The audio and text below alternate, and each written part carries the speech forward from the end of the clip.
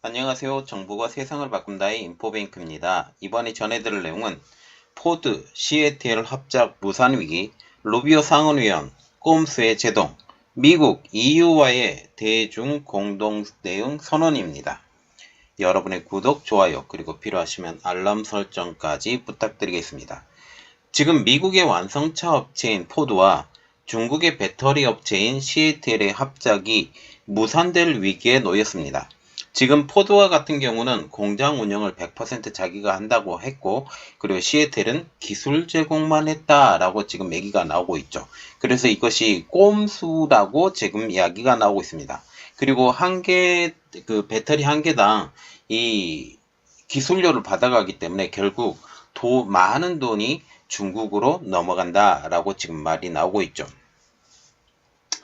그래서 미국 상원에서는 CATL이 인플레이션 감축법, 그래서 IRA의 혜택을 받지 못하도록 하는 법안이 발의되었다고 합니다. 특별히 IRA 법안은 조금 구멍이 있었는데 이 구멍을 이용한 그 꼼수라는 것이죠. IRA의 허점을 막아서 중국과의 기술 제휴를 원천적으로 차단하겠다라는 의도로 풀이됩니다. 만약 CATL의 그리고 포드와의 CATL의 이러한 합작, 이게 만약 성공하게 된다면 제가 저번에도 말씀드렸다시피 이것을 이용한 다양한 중국의 배터리 업체들이 들어올 가능성이 높다.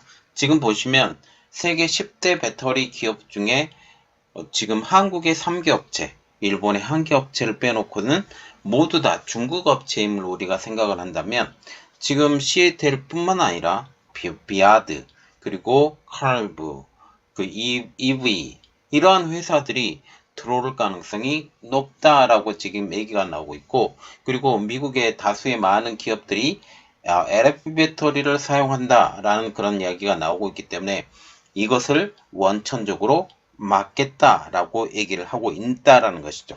자, 그래서 이번에 알아볼 내용은 포드 CATL 합작 무산위기, 루비오 상원 의원 꼼수의 제동, 그리고 미국이 이번 IRA 법안에 유럽을 끼워들이려고 지금 노력을 하고 있는 그러한 내용까지 한번 알아보도록 하겠습니다. CNN은 지난 9일 공화당의 마크 루비오 상원 의원이 CATL이 인플레이션 감축법 IRA의 보조금 받지 못하도록 하는 법안을 상원에 발의했다라고 보도를 했습니다. 해당 법안에서는 중국 기술 라이센스를 가진 전기차 배터리에 보조금을 제한하는 내용이 포함이 되었기 때문에 사실상 CATL을 겨냥한 조치로 풀이되고 있죠. 자, 우리가 조금 생각을 해야 될 것이 뭐냐 하면 중국이 가지고 있다고 했었던 LFP 배터리 기술이에요.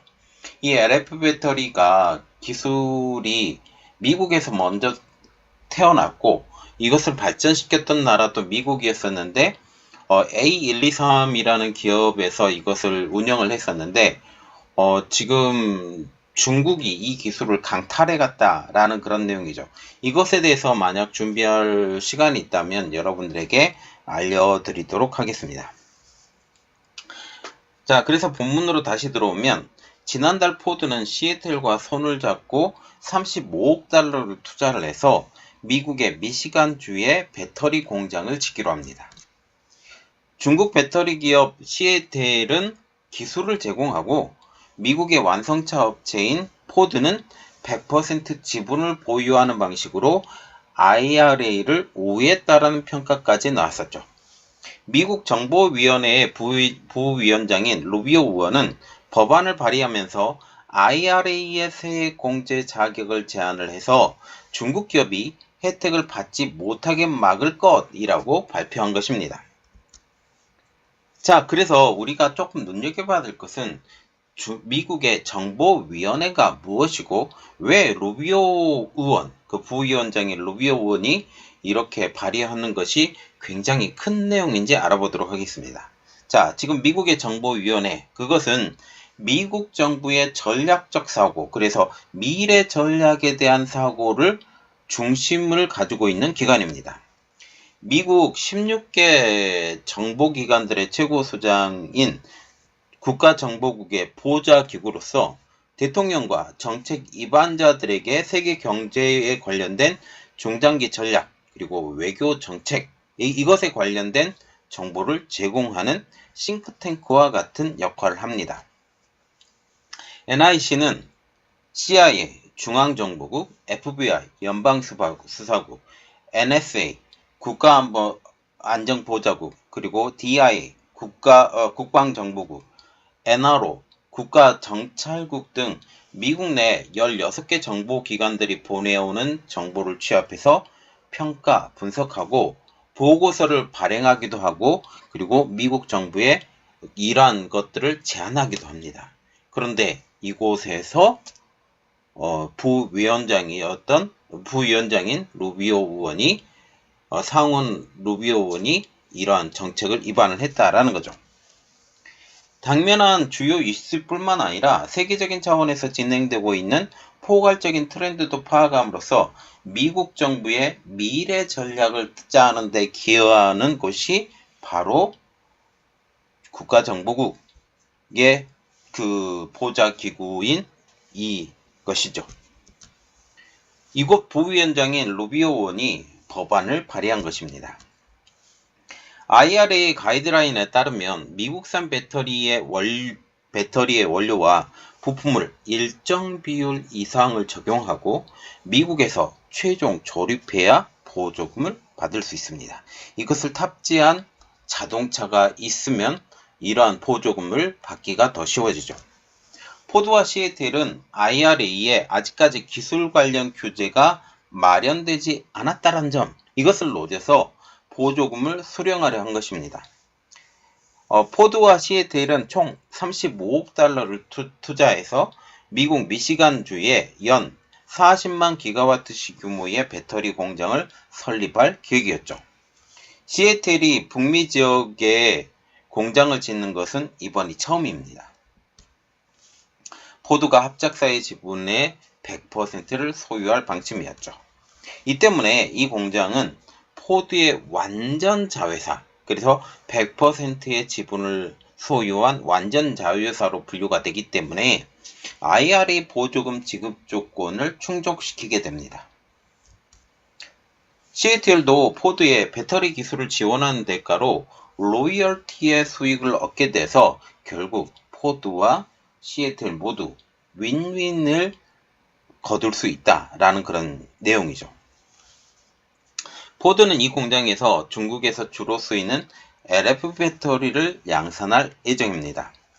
LF 배터리는 한국을 비롯해 유럽과 미국에서 사용하는 NCM, N, 니켈, C, 코발트, M, 망간, 요즘은 A까지 들어가서 알루미늄 배터리에 비해서 성능이 떨어진다. 그리고 생산 비용은 더 저렴하다는 장점을 가지고 있습니다. 특별히 여기서 가장 가격이 비싼 것은 코발트예요. 그래서 코발트의 지금 사용하는 가격을 줄이기 때문에 NCM에서 원래는 111로 만들어졌었는데 지금은 9반반 배터리까지 지금 나오고 있는 상황이죠. 그래서 니켈 9, 코발트가 0.5, 망간이 0.5 이 배터리를 만드는데 코발트가 적어지면 적어질수록 지금 배터리의 효능이 떨어지기 때문에 이러한 것들을 좀 문제가 있다라는 그런 이야기도 지금 나오고 있는 상황입니다. 포드는 이 공장에서 생산되는 LF 배터리를 저가형 전기차에 탑재할 계획이었죠. 그리고 고가형과 같은 경우는 어쩔 수 없이 NCM 배터리를 사용하기 때문에 이것과는 상관이 없는 상황입니다. 루비오 의원은 포드와 시애틀의 합작, 이것으로 배터리 기술에 대한 중국의 의존도가 심화될 것이라고 비판하면서 합작 공장은 IRA 세액 공제 대상이 되도록 설계되었을 것이라고 말하고 있습니다. 제가 이번 말의 서두에도 마찬가지로 이야기를 했다시피 만약 이번 시애틀과 포드의 합작이 제대로 성사가 된다면 이대로 그냥 유야무야 넘어가게 된다면 결국 중국의 다른 배터리 업체들도 똑같은 방식으로 지금 미국에 들어올 가능성이 높다라는 그런 이야기죠. 그는 법안 발의와 동시에 미국의 외국인투자심의위원회 CFIUS에 포드와 시애틀의 거래에 검토하도록 요청한 상황입니다. 그래서 이것이 부정한 것이 되었느냐, 그리고 투자가 정확하게 잘 진행됐느냐라고 지금 얘기가 나온다라는 거죠. 폴은 이에 대해서 다른 완성차 업체처럼 외국산 배터리에 계속 의존하는 것보다 자국에서 생산하는 편이 낫다라고 하면서 포드가 공장을 독점적으로 소유하고 운영할 것으로 다른 업체는 혜택을 받을 수 없다라고 발표를 했습니다. 미국은 한국과 일본, 유럽과 같은 우방국을 통해 자국의 전기차 공급망에서 중국을 완전히 퇴출시키려 하는 상황이었었죠. 그런데 그 틈을 비집고 지금 시애틀이 들어온 것입니다. 이를 위하여 미국은 EU를 포섭하기 위해 IRA에 규정된 전기차 보조금 대상에 유럽산 광물을 포함하기 위한 협상에 돌입을 했고 결국 결론이 나왔습니다. 조 바이든 미국 대통령은 10일 우르줄라 폰데르라이엔 EU 집행위원장과 만나서 이 같은 내용을 포함한 공동성명을 발표하죠. 공동성명의 내용을 보면 EU에서 처리된 핵심 광물이 IRA의 세액 공제 요구사항에 포함되도록 하는 협정을 즉시 시작할 계획이라고 밝힌 것입니다. 즉, EU를 포섭하기 위해서 IRA에 예외 조항을 제정하려 하는 것이죠.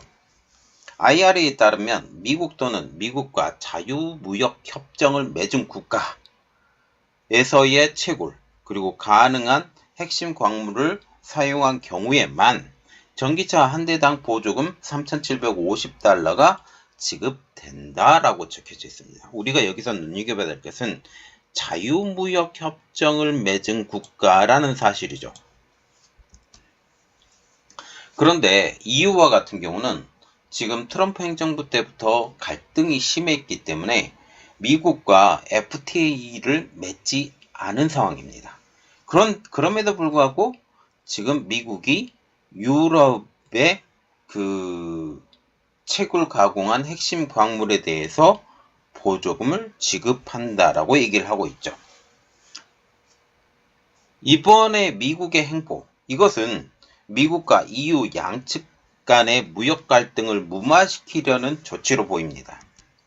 지난해 IRA가 제정된 뒤 유럽은 굉장히 반발을 했고 유럽의 자동차 회사들도 배터리 공장을 미국에 건설하려는 움직임을 보였었죠.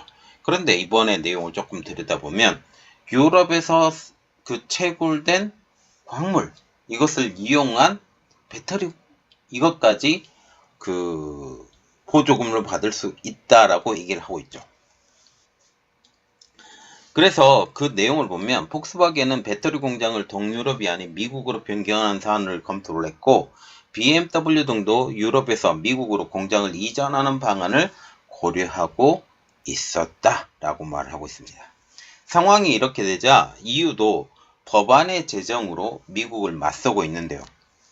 지난달인 2월 1일 그린딜 산업계획을 발표했는데 그 골자를 보면 EU 회원국의 산업보호와 투자 육성이 주를 이룹니다.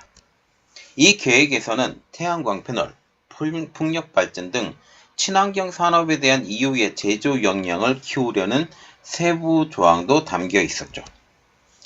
유럽 친환경 업체가 EU 바깥으로 공장을 옮길 경우 제3국에 제공하는 보조금과 동일한 지원금을 EU가 지급하는 제도도 도입할 방침입니다. 그런데 이 계획이 시행되기 전에 미국과 EU 간 공동성명이 발표가 된 것이죠. 이렇듯 미국과 EU 간의 협정으로 인해 EU의 보조금 경쟁이 과열되기 전에 오히려 완화될 것이라는 관측까지 나오고 있습니다. 이날 바이든 대통령과 폰데어 라이엔 집행위원장은 공동성명에서 보조금으로 발생할 수 있는 무역, 투자 흐름을 중단을 피하기 위한 조처를 할 것이라고 하면서 우리는 보조금이 제로섬 경쟁이 되지 않고 일자리 및 청정에너지 확대를 극대화할 수 있도록 협력할 것이라고 밝히고 있습니다. 자, 우리가 EU와 미국이 서로 보존 경쟁을 하면 서로 어려워지는 상황이 처해지게 된다. 이것을 서로 생각을 해서 그러면 한 발짝 우리가 더 뒤로 물러나서 우리가 이만큼 너희들 인정을 해줄 테니 너희도 조금 더 인정을 해주고 우리 서로 싸우지 말자라고 지금 얘기를 한 것이죠.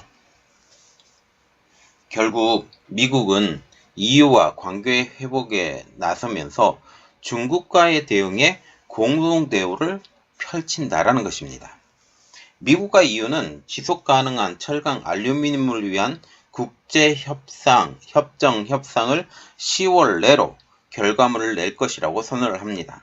그래서 본격적인 미국과 EU와의 공동 발걸음이라고 볼 수가 있죠.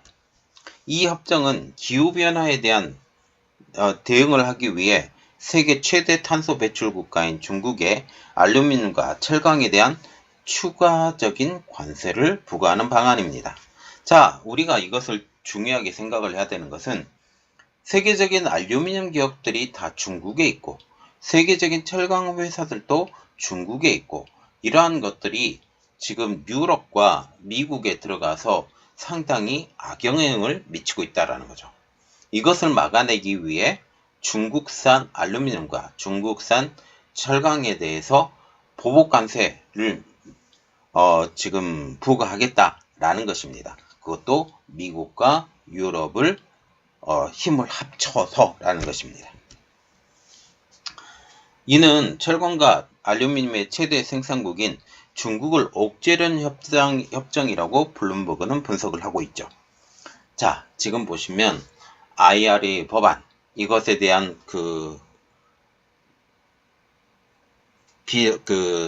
부족한 부분 이것을 비집고 시애틀이 쳐들어왔고 이것을 막아내기 위해 미국은 노력을 하는데 그 스스로 노력을 하는 것이 아니라 중국과 대우를 맞춰서 지금 중국을 견제하겠다.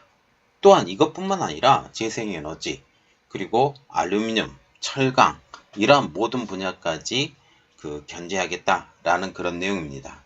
이번 내용이 여러분들에게 도움이 되셨다고 생각을 하시면 구독, 좋아요 그리고 필요하시면 알람 설정까지 부탁드리겠습니다. 감사합니다.